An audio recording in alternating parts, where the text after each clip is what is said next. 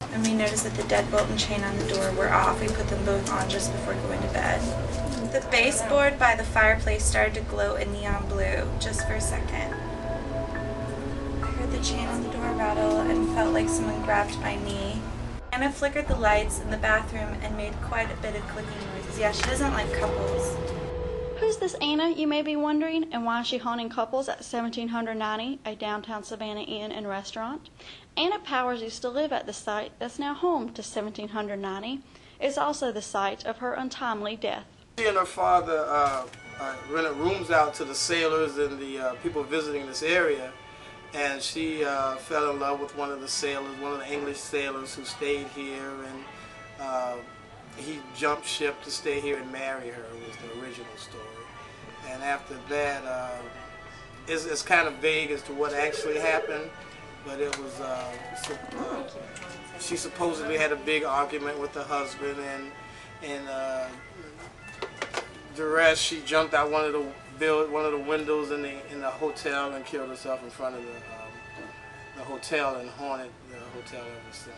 1790 is actually two different houses, and this used to be a courtyard. And Anna Powers jumped out of a balcony and landed somewhere in this area. Chelsea Elliott was skeptical of ghosts until she started working at 1790. A couple she was waiting on asked to see the famous room 204, where Anna Powers slept nearly 200 years ago. It was Elliott's first time in the haunted suite.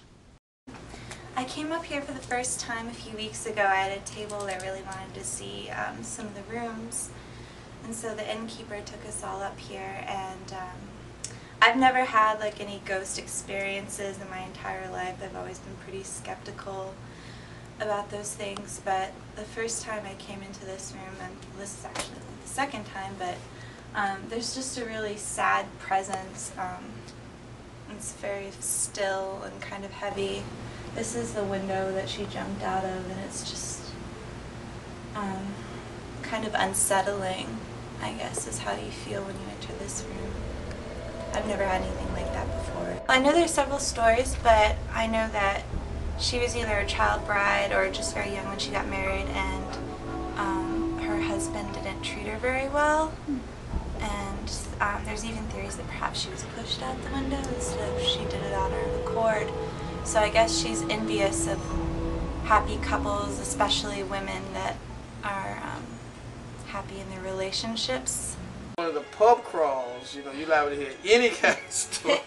One of 50 different varieties, you know what I mean? They have a lot of stories they tell. So I'm not sure which one is actually true, but that's the short version of why the ghost exists.